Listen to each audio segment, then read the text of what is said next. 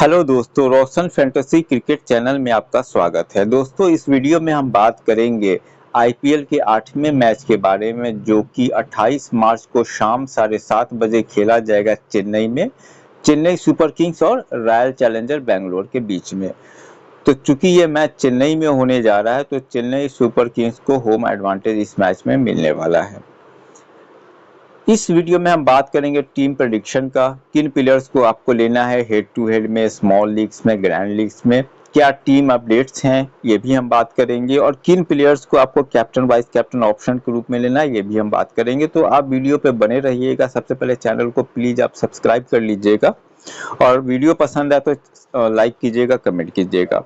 सबसे पहले हम आते हैं विकेट कीपिंग सेक्शन में। विकेट कीपिंग सेक्शन में है पी सॉल्ट, जे शर्मा, एम धोनी। अब एक एक करके बात करते हैं। पी सॉल्ट ने जो पहला मैच था, जो कि ओपनर था इस आईपीएल 2025 का बेंगलोर और कोलकाता नाइट राइडर्स के बीच में, जिसमें कि बेंगलोर जीती थी, तो पी सॉल्ट ने और विराट कोहली ने हाफ सेंचुरी लगाया था। पी सॉल्ट ने शानदार 56 रन बनाए थे, ओपनिंग करा था। वहीं पे अगर हम जे शर्मा की बात करें तो जे शर्मा छठे नंबर पे बैटिंग करने आए थे, तो इस मैच में भी छठे नंबर पे बैटिंग करने आएंगे और पहले ओपनर मैच में उनको बैटिंग करने का मौका ही नहीं मिला था। वहीं पे महेंद्र सिंह धोनी की बात करें तो मेरे ख्याल से 8वें या 7वें नंबर पे बैटिंग करने आएंगे।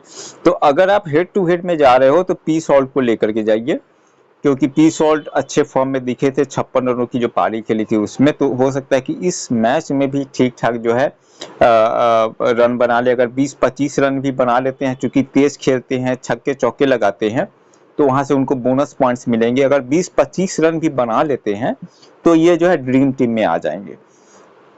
तो हेड टू हेड में मैं रिकमेंड करूंगा कि पी सॉल्ट को लेकर के जाइए।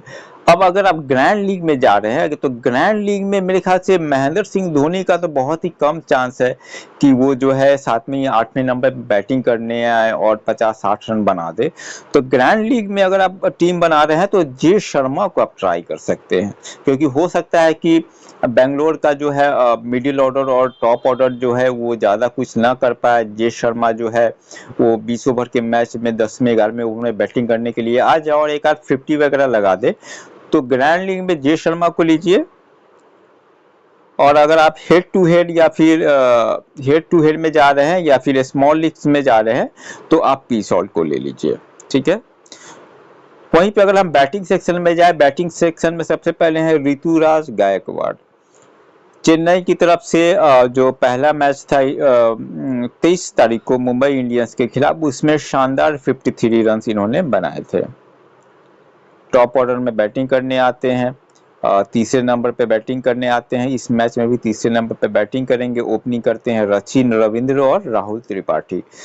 तो 53 रन का नॉक खेला था, अच्छे खिलाड़ी हैं। हेड टू हेड में आप इनको ले लीजिए। यहाँ पे देखिए कि 92.21% लोगों ने इनको ऑलरेडी ले रखा है, तो हेड टू हेड में आप इनको ले लीजिए।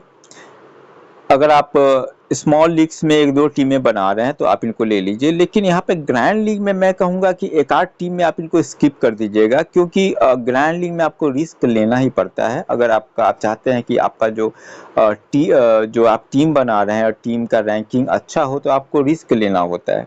तो ग्रैंड लीग में आप इनको आप हटा लीजिएगा, लेकिन आप हेड टू हेड में इनको ले लीजिएगा, स्मॉल लीग्स में इनको ले लीजिएगा। वहीं पे विराट कोहली की बात करें तो विराट कोहली ने भी हाफ सेंचुरी लगाया था। अब यहाँ पे देखना इंटरेस्टिंग होगा कि जो इनके अपोनेंट होने वाले हैं चेन्नई सुपर किंग्स। तो चेन्नई सुपर किंग्स के मान के चलो कि 12 ओवर जो हैं, 12 ओवर 3 जो इम्पोर्टेंट उनके स्पिनर्स हैं वो आपस में करने वाले हैं।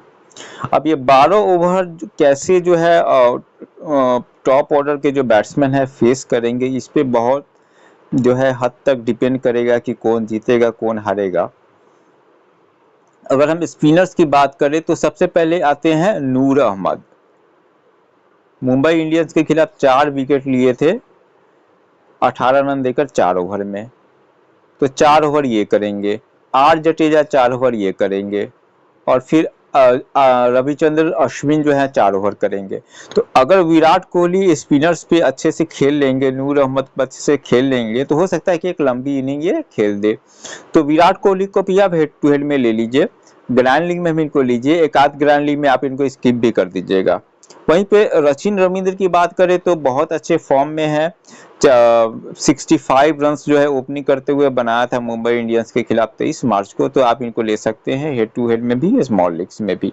वहीं पे आर पाटीदार की बात करें तो आर पाटीदार जो है मुझे लगता है कि ग्रैंड लीग में ट्रम्प कार्ड हो सकते हैं, क्योंकि आरसीबी की तरफ से अगर आप मिडिल ऑर्डर में देखें तो इनके पहले आएंगे देवदत्त पडिक्कल बैटिंग करने, और इनके बाद लियान लिविंगस्टन है, जे शर्मा है। अब ये जो तीन स्पिनर्स की जो तीन जो स्पिनर्स हैं, जो नूर अहमद और आर जडेजा और आर अश्विन, अभी तीन स्पिनर्स को इनके ऊपर जो देवदत्त पडिक्कल हैं या फिर नीचे लियाम लिविंगस्टन है, ये बहुत अच्छे से नहीं खेल पाएंगे, लेकिन रजत पाटीदार हो सकता है कि जो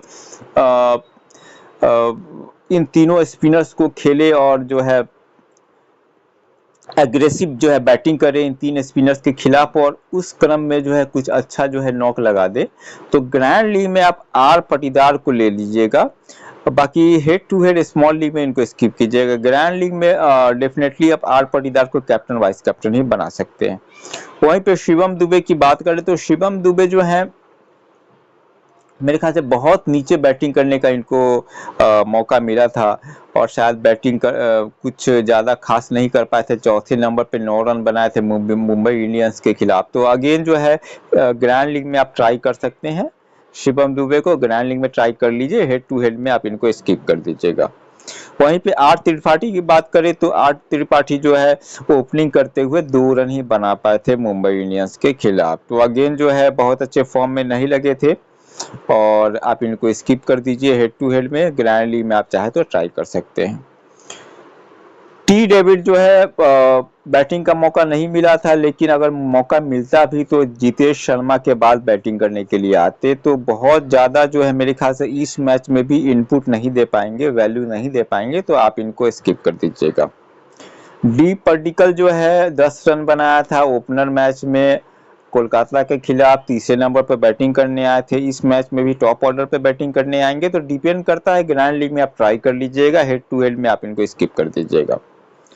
अब हम आते हैं ऑलराउंडर सेक्शन में। ऑलराउंडर सेक्शन में रविंद्र जडेजा जो है पूरा मुझे लगता है कि 3 या 4 ओवर निश्चित रूप से डालेंगे, और ये जो चेन्नई का जो स्टेडियम है ये स्लो बॉलर्स को हेल्प करने वाला है। तो जडेजा, अश्विन और नूर अहमद, ये 3 जो बॉलर्स है इन पे जो है फोकस रहेगा कि कितने स्पिन डालते हैं, कितने विकेट्स लेते हैं। तो आर जडेजा को आप ले लीजिए। पेल लिविंगस्टन जो है बहुत नीचे बैटिंग करने का मौका मिलेगा, अगर मौका मिलता है तो। पहले मैच में 15 रन पे आउट हो गए थे, और 2 ओवर बॉलिंग करके 14 रन दिया था। तो मेरे ख्याल से बहुत बढ़िया पिक हेड टू हेड या स्मॉल लीग में नहीं है। अगर आप चाहे आप ग्रैंड लीग में ले लीजिए, अदरवाइज स्किप कर दीजिए। आर अश्विन बहुत एक्सपीरियंस जो है स्पिन प्लेयर हैं, और मुझे लगता है कि 4 ओवर पूरा इनको मिलेगा। पहले मैच में भी 4 ओवर पूरा किया था, 31 रन दे के 1 विकेट लिए थे। अब देखते हैं कि अगर 31 रन दे के 1 विकेट लिए थे तो ग्रैंड टीम में आए थे कि नहीं आए थे। तो यहाँ पे ग्रैंड टीम पे नहीं आए थे, तो आप इनको जो है मैं कहूँगा कि आप ले लीजिएगा, क्योंकि चेन्नई का जो स्टेडियम है ये स्पिनर्स को हेल्प करेगा। अगर यहाँ पे जैसे ये ग्रैंड टीम में इसलिए नहीं आया क्योंकि 4 ओवर में इन्होंने 31 रन दे दिए थे। अगर मान के जो 4 ओवर में 20 रन या 15 रन दिया होता और 1 विकेट भी लिया होता तो मेरे ख्याल से यहाँ पे ग्रैंड टीम में आ जाते। तो मैं कहूँगा कि इस मैच में आप ट्राई कीजिए, इनको आप लीजिए, हेड टू हेड में लीजिए, स्मॉल लीग में भी लीजिए, ग्रैंड लीग में भी ट्राई कर सकते हैं आर अश्विन को। के पांड्या को मैं बोलूंगा कि आप स्किप कर दीजिएगा, हेड टू हेड में मन नहीं लीजिएगा। अब यहाँ पर देखिए 82.96% लोगों ने इनको सिलेक्ट कर रखा है। अब यहाँ पे मुझे लगता है कि हेड टू हेड में और या फिर स्मॉल लीग्स में बहुत अच्छा जो है के पांड्या ऑप्शन नहीं है। इसके 2 कारण मैं दूंगा। पहला कारण ये है कि बैटिंग बहुत नीचे करने आते हैं। अगर इनको बैटिंग का मौका मिलेगा भी तो 8वें नंबर पे या 7वें नंबर पे इनको बैटिंग करने के लिए मिलेगा।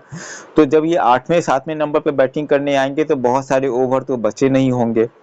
दूसरा, पहले मैच में जो है हालांकि 4 ओवर में 3 विकेट निकाल लिया था इन्होंने, लेकिन इस मैच में विकेट निकाले या ना निकाले ये डेफिनेट नहीं है। तो अगर ये वैल्यू दे भी पाएंगे तो केवल बॉलिंग से दे पाएंगे, बैटिंग से आपको नहीं दे पाएंगे।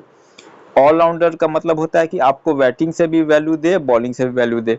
तो के पांड्या को आप ग्रैंड लीग में डेफिनेटली आप ले लीजिए, बट हेड टू हेड में स्किप कर दीजिएगा इनको। सैम कुरन जो है बहुत अच्छे फॉर्म में नहीं है और मेरे ख्याल से कि विकेट नहीं मिला था इनको। अगर हम देखें तो कितने ओवर किए थे, एक ओवर में 13 रन दिए थे और इनको विकेट्स नहीं मिला था और केवल 4 रन बना के आउट हो गए थे। तो अगेन जो है बीइंग ऑलराउंडर जो है ना इन्होंने बॉलिंग से वैल्यू दिया ना बैटिंग से वैल्यू दिया। और हो सकता है, मुझे लगता है कि एक मैच में फेल हुए तो चेन्नई जो है इनको मौका देगी, इस मैच में भी ये प्लेइंग 11 में रहेंगे। लेकिन अगर इनका ये घटिया फॉर्म कंटिन्यू रहा तो चेन्नई जो है इनको निकाल देगी, क्योंकि ओवरसीज प्लेयर है। अब ओवरसीज प्लेयर की लिमिट होती है आईपीएल में। अब एक ओवरसीज प्लेयर को खिलाने का मतलब है कि दूसरे को आप मौका नहीं दे पा रहे। तो अगर ये कंटिन्यूअसली फेल होते हैं तो इनको निकाल करके हो सकता है कि मतीसा पर्थिराना को लेकर के वो आ जाए चेन्नई। तो मेरे ख्याल से इस मैच में तो ऐसा नहीं करेंगे, सैम कुरन को खेलने के लिए मौका देंगे। तो ग्रैंड लीग में आप इनको ले लीजिएगा, हेड टू हेड में स्किप कर दीजिएगा, स्मॉल लीग में स्किप कर दीजिएगा। तो अब चलते हैं बॉलिंग सेक्शन में। बॉलिंग सेक्शन में अगर हम देखें तो सबसे पहले है जे हैजलवुड। बढ़िया बॉलिंग कर रहा था, बढ़िया पेस बॉलिंग करते हैं। ओपनिंग मैच में 4 ओवर में केवल 22 रन दिए थे, 4 ओवर में केवल 22 रन दिए थे और 2 विकेट लिया था। तो बढ़िया बॉलिंग था, 4 ओवर पूरा भी करेंगे। हो सकता है पावर प्ले में डेथ ओवर्स में बॉलिंग करते हुए विकेट ले ले, राहुल त्रिपाठी को चलता कर दे या फिर सचिन रविंद्र या ऋतुराज गायकवाड़ को आउट कर दे, शिवम दुबे को आउट कर दे। तो आप इनको ले लीजिए, हेड टू हेड में भी ले लीजिए, ग्रैंड लीग में भी ट्राई कर सकते हैं। पर्थिराना में जैसे मैंने बोला कि कोई ऐसा हो सकता है, वो आप टॉस होने के बाद चेक कर लीजिएगा कि प्लेइंग 11 में आ जाए। बट मुझे नहीं लगता कि इस मैच में चेन्नई कुछ ऐसा चेंजेस करेगी या सैम कुरन को हटाएगी।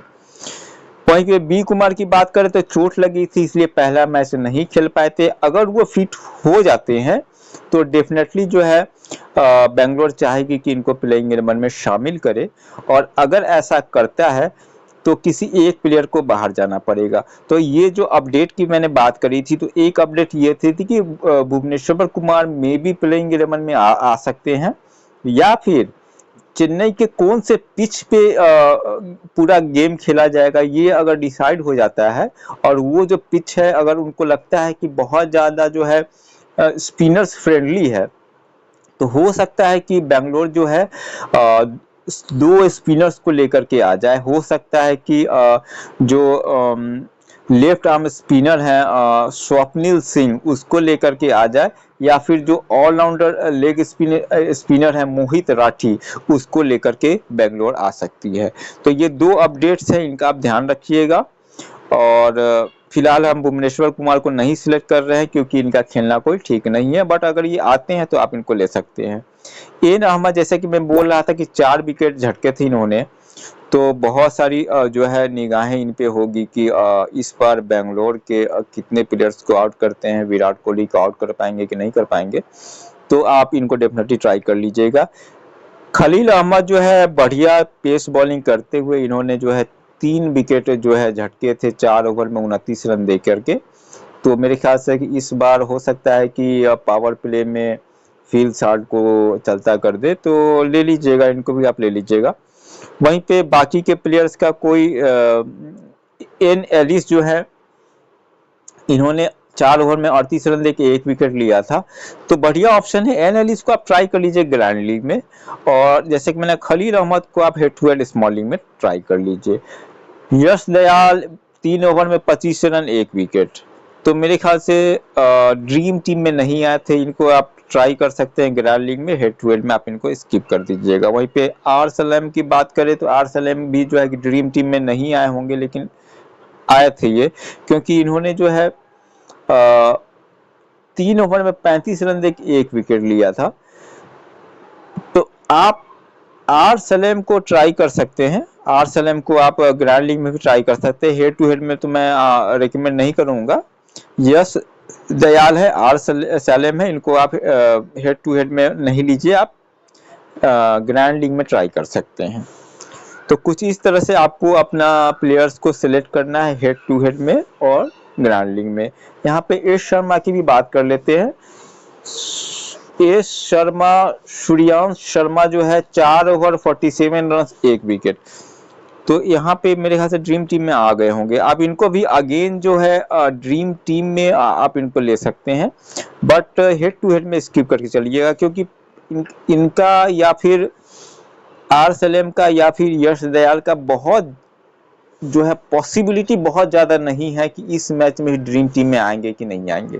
लेकिन ग्रैंड लीग में आपको रिस्क लेना होता है, इसलिए मैं बोल रहा हूँ तीनों के लिए कि ग्रैंड लीग में आप इनको ले लीजिए, बट हेड टू हेड में नहीं लीजिएगा, स्मॉल लीग्स के टीम्स में नहीं लीजिएगा।